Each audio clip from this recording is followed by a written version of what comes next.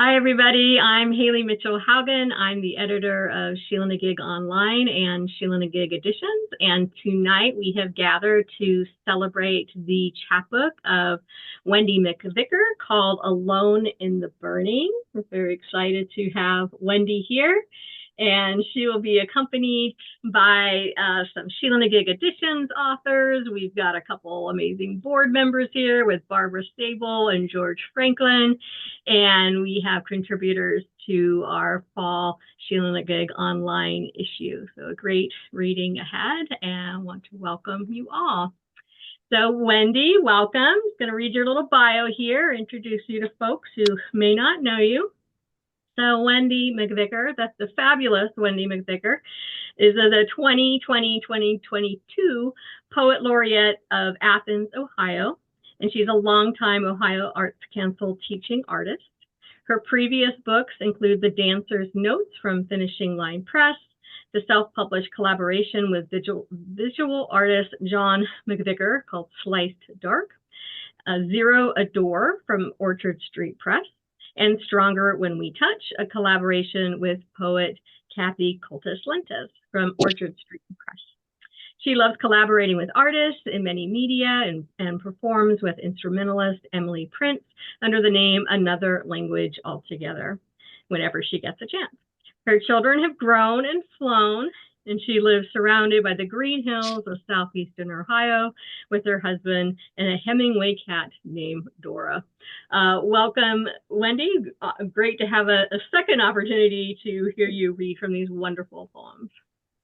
Thank you so much for that beautiful, look, I'm going to time myself, but thank you so much for that beautiful introduction, Haley, and also, oh my gosh, that didn't work. And also just for publishing me. It is such an honor, and I do feel truly honored to be part of the Sheila-Na-Gig family. So I'm gonna see if this will work again. I'm really trying to time myself, but it's not working, so never mind.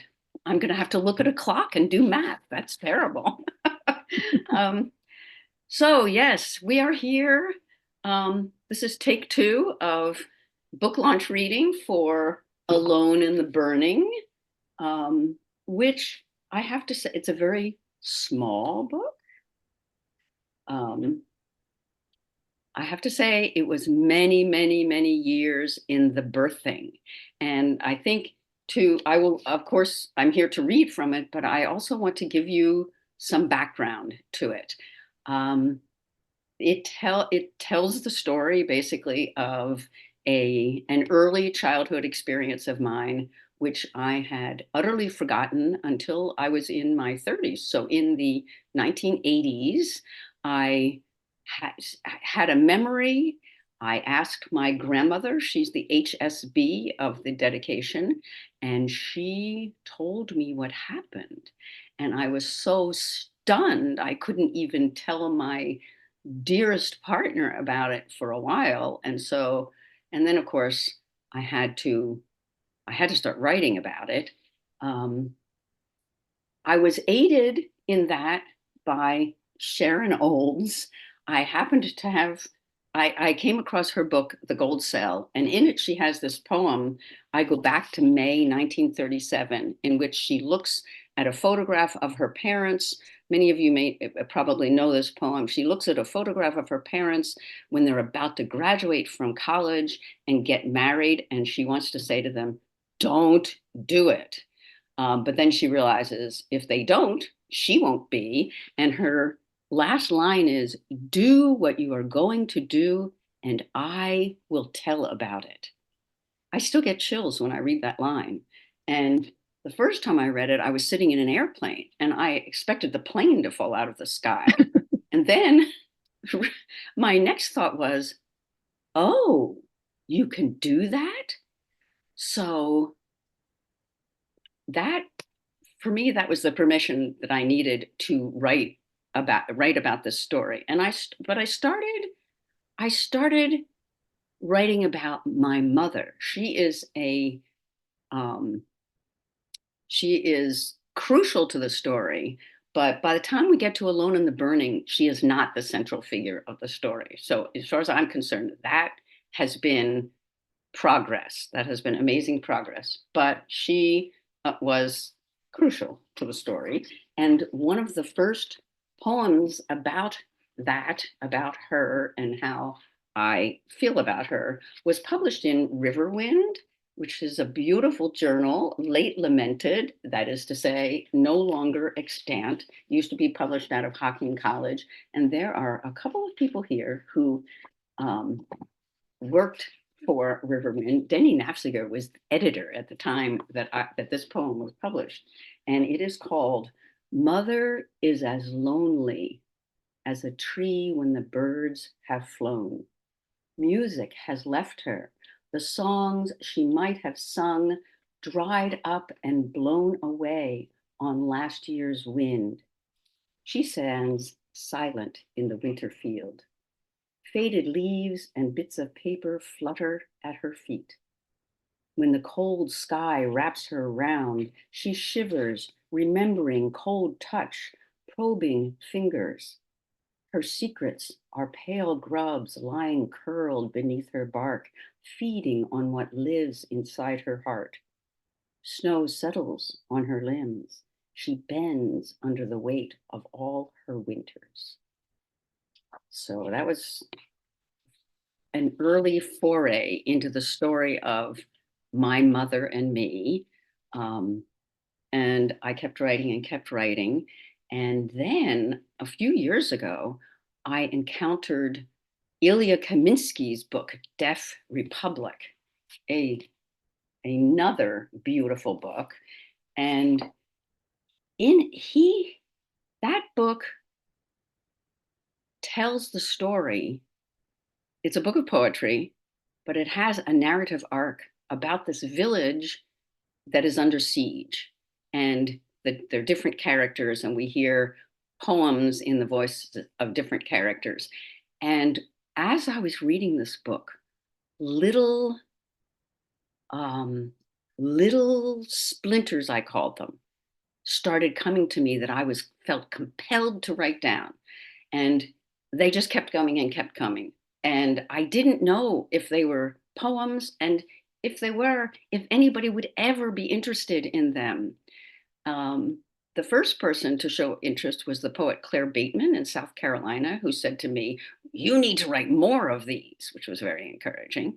And then the next person who was interested was Haley, who published one of what became an early poem in Alone in the Burning.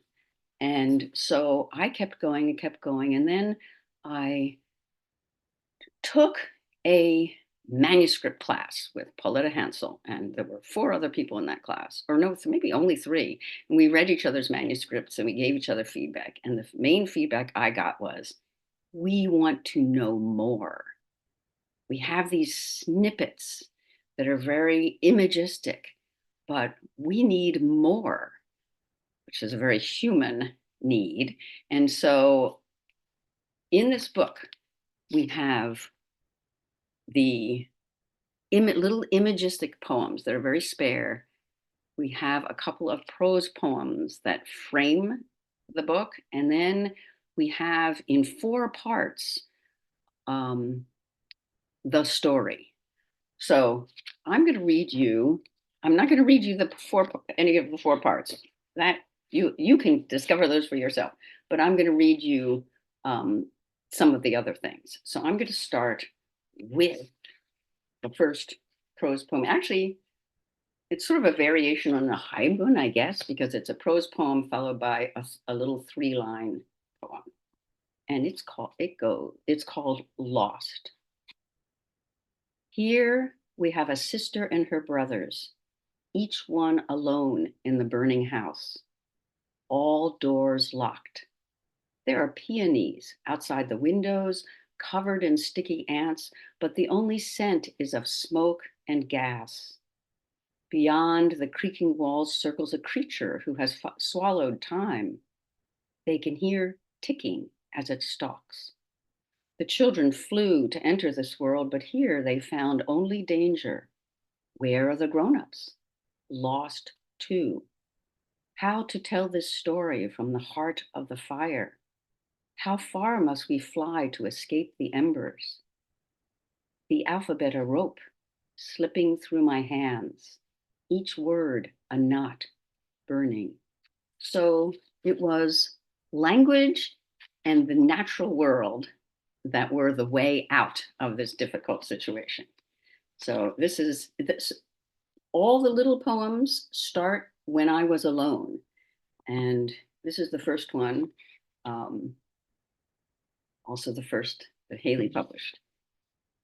When I was alone, clouds breathed. Leaves in the trees breathed through my dreams. Small grasses, pebbles, the mica-flecked stream, they all breathed with me. So that's the nature part. Here we go. When I was alone, I ciphered the alphabet on sills below windows that opened to jungle. One sentence, one tree was all it took to fly. And I'm reading these in the order in which they appear in the book because it really is a narrative. When I was alone, I knew how to hold stillness close to my heart. I knew how to wait, one way to be safe. Running is another, not my way. In the story, the doe broke and ran across the clearing. That's when the gun found her. That's how I learned to be still. That's how I learned to wait. So you recognize these children's stories, I'm sure. When I was alone, two more came along in the February dawn. They shared a common language, only I could interpret for the grown-ups. No one speaks it anymore. When I was alone, so many ways, breath caught in the throat, unfiltered cigarettes, that raw burn, seeping of gas under the sill. Without breath, there can be no words.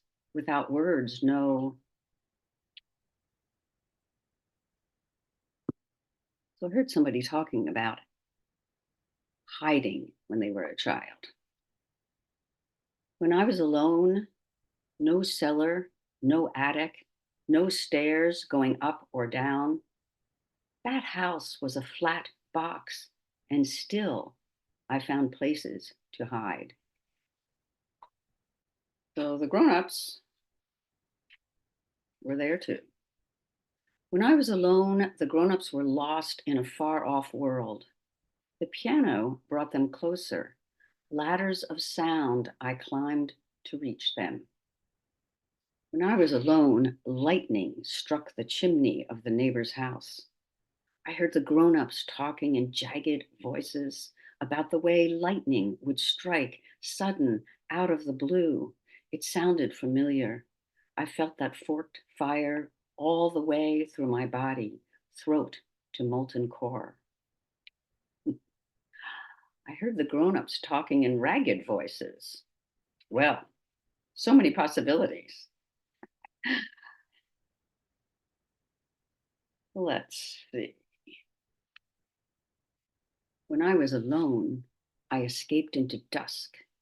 Let that honeysuckle air cool my skin. I twirled on the green, green grass until I was lassoed and yanked back in to the blazing house. When I was alone, tiger lilies lined up along the wall, orange patches nodding in the gloom. A crocodile circled the dark lagoon. In that story, the children were lost and never found. When I was alone, a bird fell into the uncut grass.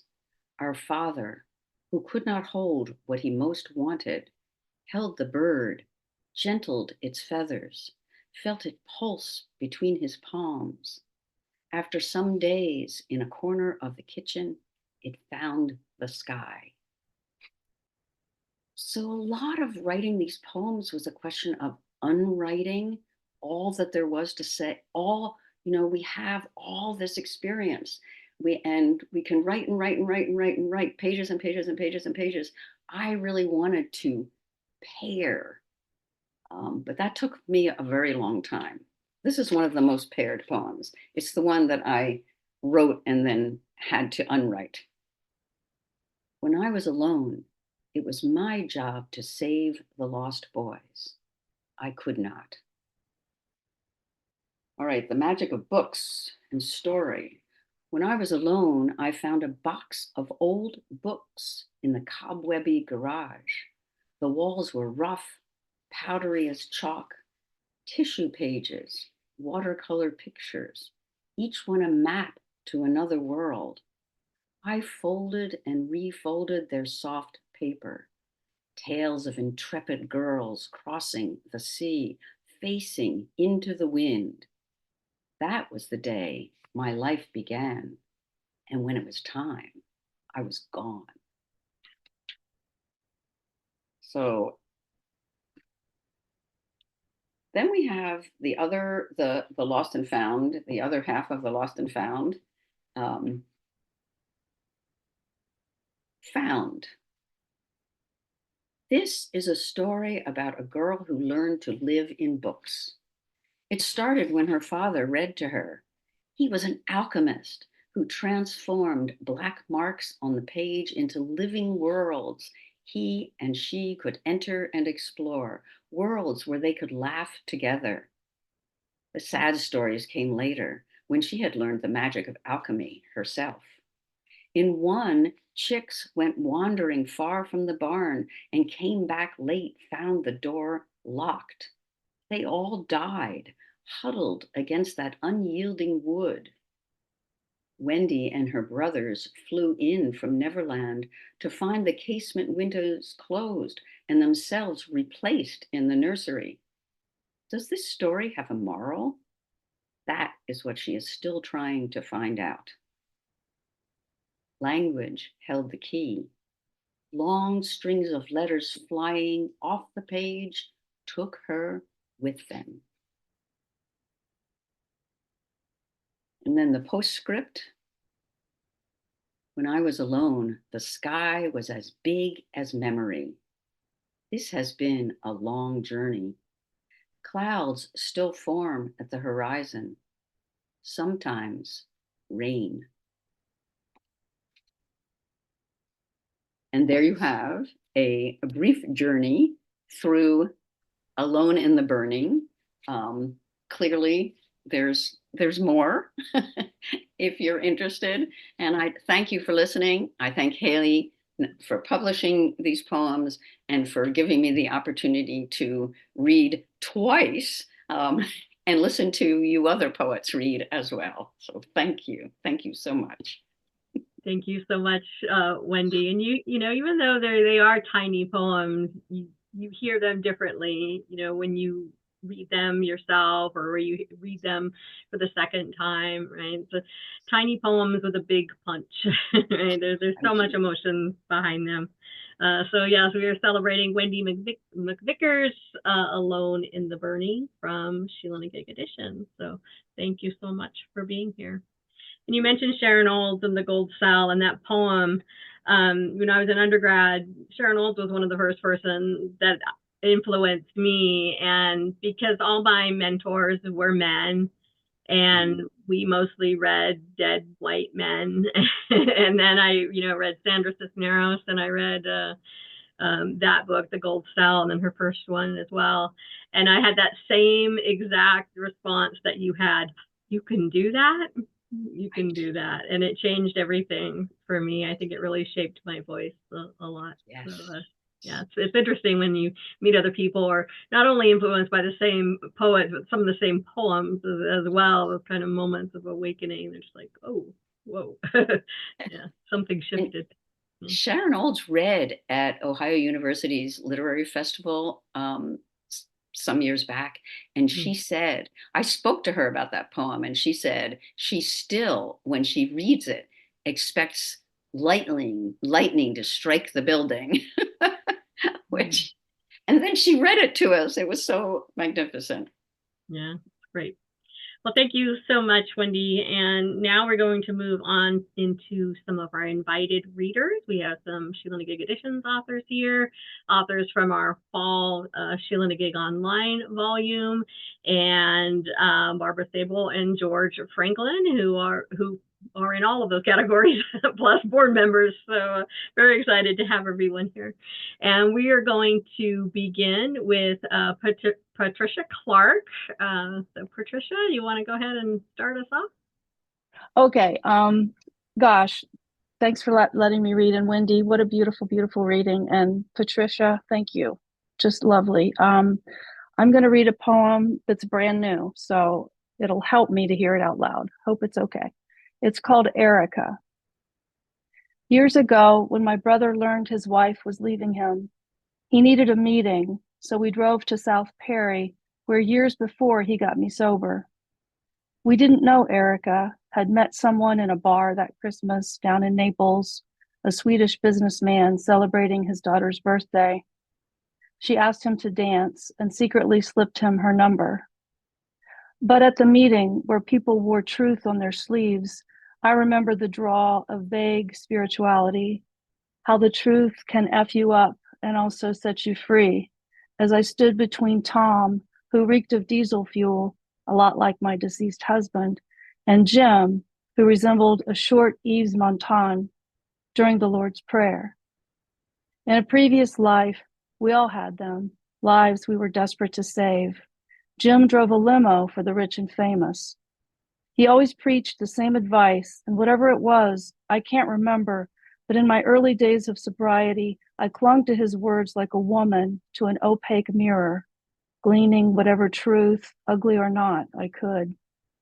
The stark block basement of this union hall was a place we could step outside ourselves and smoke a cigarette, and go back in and sit down and feel like our old selves again.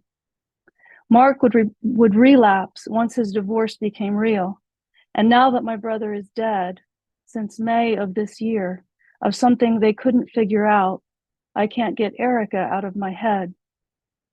When she came to pay respects, she drank for hours and held my cheeks in her hands and looked at me squarely with her big walnut eyes and said, I couldn't live with him. He was impossible not to love. These were cliches I already knew the truth of. He was my brother, my first true love, so I forgave her a long time ago. She would always be his wife. Erica, he called out. Erica! His new wife grimacing with as much grace as she could in the end. Erica made him patty melts and slept in a chair beside his portable hospital bed. She made a damn good patty melt, and he couldn't forget. Thank you. Thanks. Hi, everyone. So apologies, I'm not in an ideal situation, but I couldn't miss this, listening again to Wendy and sharing this time with everyone else. So thanks for all the poems. Thanks, Jana, and very moving, powerful poem. I'm going to read my poem from the current edition of Sheila-Na-Gig Online. And then I had a different plan, but Patricia's mishap in Venice inspired me, and I'm going to have a short poem about Venice afterwards. So the headlight keeper contemplates retirement. There's a short epigraph. The Point Cabrillo light station lens was illuminated for the first time on June 10, 1909, under head keeper Wilhelm Baumgartner. I lit the lamp at midnight the first time, then every sunset for going on 14 years. Every 2 hours cranked a chain onto the drum to keep the light's rotation. Its signature, a flash every 10 seconds. Kept the fog signal on, 2 blares, then silence for 24 seconds. A dance of siren and flashing light. our charge to warn ships away from shallow reefs and rocky shores.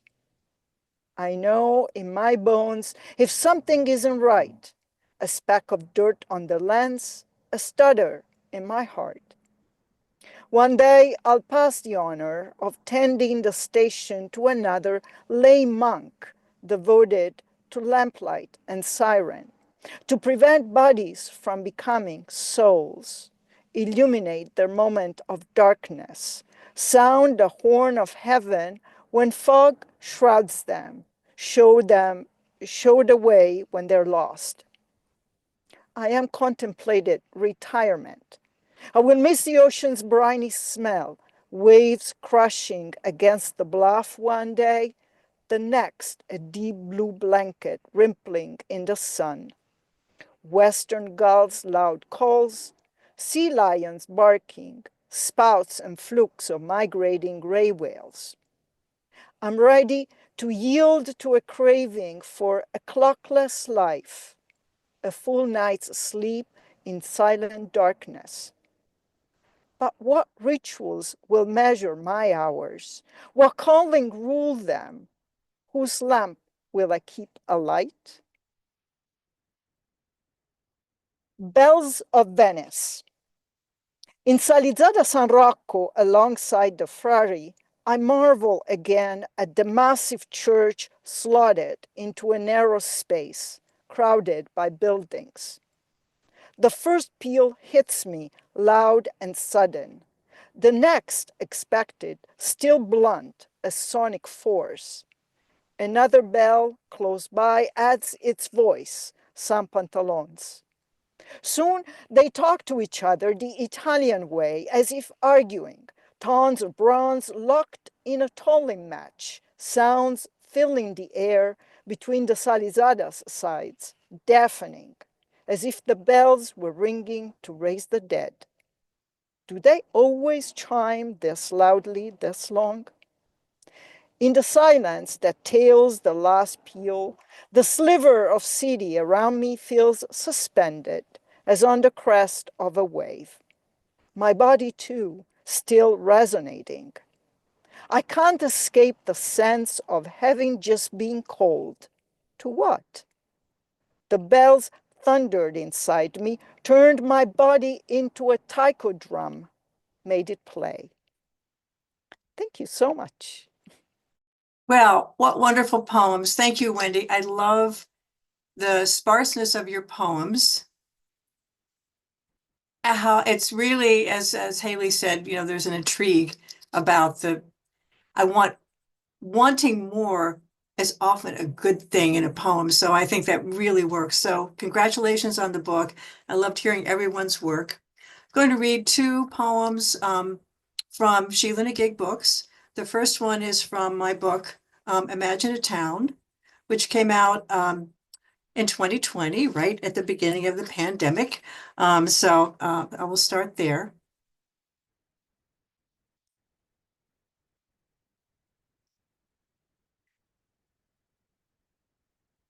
This is Ode to the Big Dipper.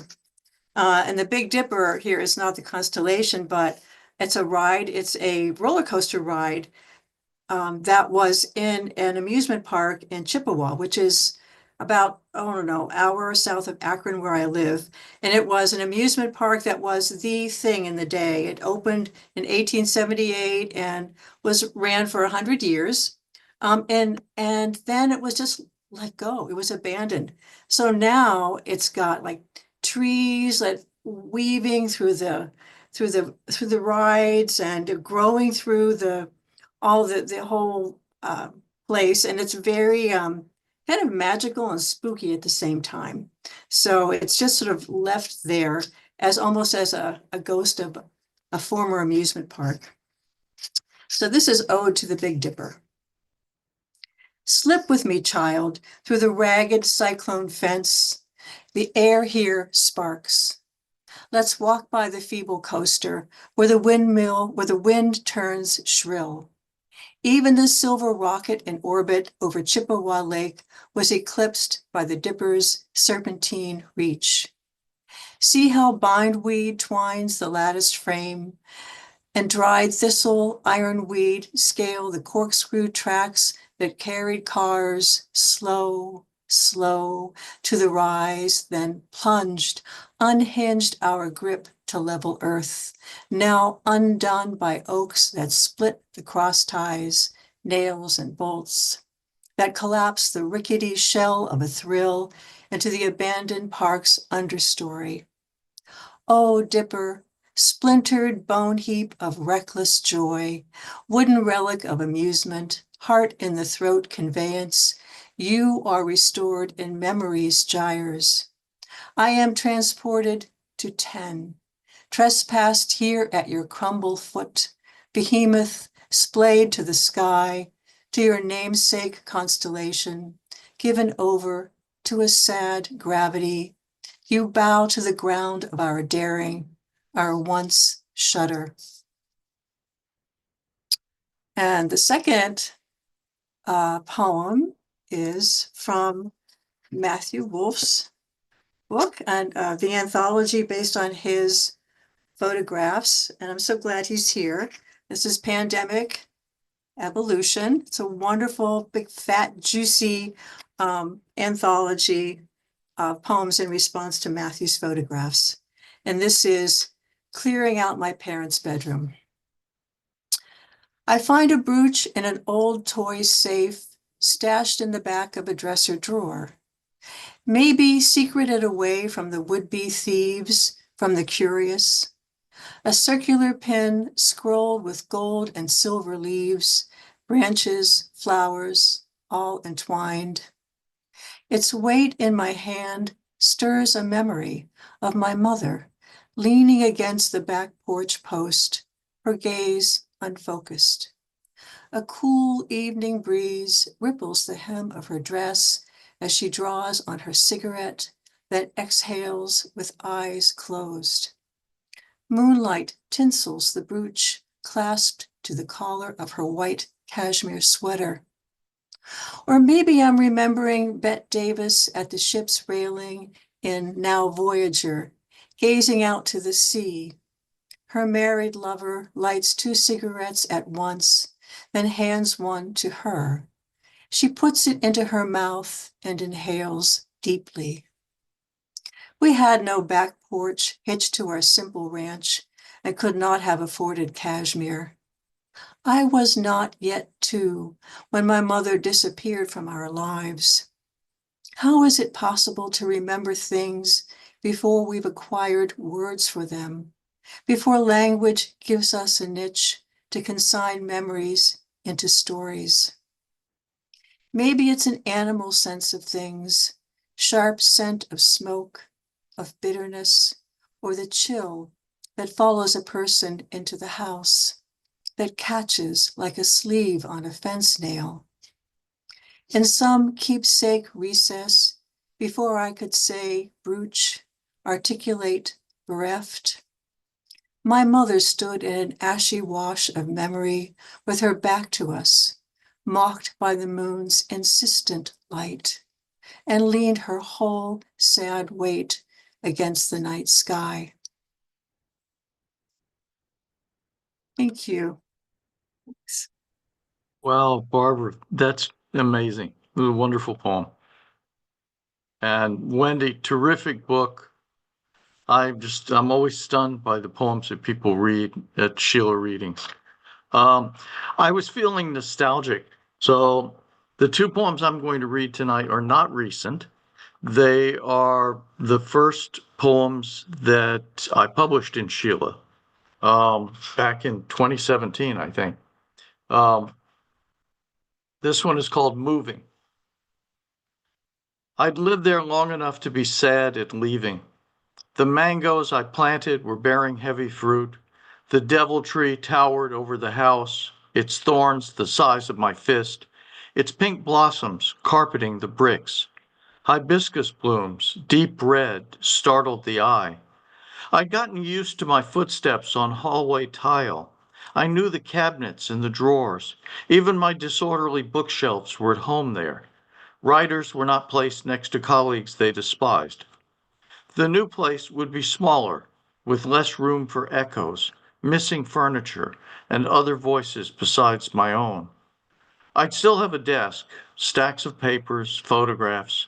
After a while, the rooms would even smell the same: incense, old books, cleaning fluid, onions frying in the kitchen, the dog when he comes in from the rain, laundry freshly washed. It would be the same, but not the same. Months earlier, I planted a tree and a lang-a-lang by the walkway. I knew then I was leaving, so I don't know why I bothered. Still, it did please me to imagine the scented yellow blossoms hanging in front of that ranch-style house on that random street.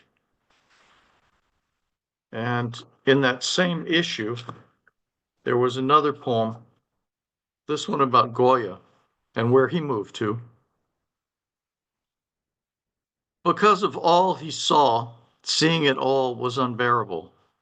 He moved to the house of the deaf man, already deaf himself. In a black mood, he painted on the walls, in oil, the black paintings. If he could paint subjects more grotesque than what he had seen, then what he had seen might seem less grotesque. He lived surrounded by monstrosity. Saturn devouring his son, crucifix-like torso and legs, decapitated by the huge black mouth, torn by the bloody grip of his hands, startled eyes, black nostrils. If he could paint away madness, madness might vanish. Mock the inquisitors, and they might vanish too. Turn them to witches surrounding the great he-goat of evil, and they might rise up in the air, weightless. Before he slept, he thought of Pepita, naked, clothed, her wicked smile taunting him. Before he lived surrounded by monsters. Thank you. And when I published those poems by George in 2017, he was just some guy in Florida who's, it was probably our second issue, so it was just starting out with Sheila-Na-Gig Online, and who knew I would go on and become his main publisher. So it's just been a wonderful journey with you, George. And I've been putting all these links in the tab, but I know I'm preaching to the choir. Most of you already have all these books, so they're there if you want to look at them. But one some of you might not know about is George's most recent little ditty coming out in January. This is Poetry in Pigeons, essays on the craft of writing, and just short little essays. Some from his blog, and you can talk more after the reading if you want to people about these. And George has been so generous to allow me to offer this book as part of our Season of Giving fundraiser. And people buy the book. If they're giving $30 or more, they're getting a copy of the book, and George is donating what would normally be his royalties. So thank you for your generosity, George. And it's great, and we're almost done proofing, and it will be out pretty soon in January, so very excited about that. Thank you, Haley. Yeah. I don't usually write seasonal poems. I have one, and I think I'm going to drag it out and read it tonight, just, for the season. So, Walkways. This season, as Santa hangs crucified in an art school window in Chicago, and Clinique bonus girls across the nation are frantically spraying a little happy on everyone. Something simple happens on a street in Long Beach. Plastic milk jugs appear, one for every walkway, their sides scooped open, their bottoms full of sand. One night, without the vote of City Council, without the permission of the folks of Snowden Avenue, without fear of stepping on the fragile toes of someone's Christmas, Hanukkah, or Kwanzaa, they just are. One neighbor lady provides the candles, lights them, collects them each morning, replaces them at night. One woman quietly stating how easy it is, this thing called unity.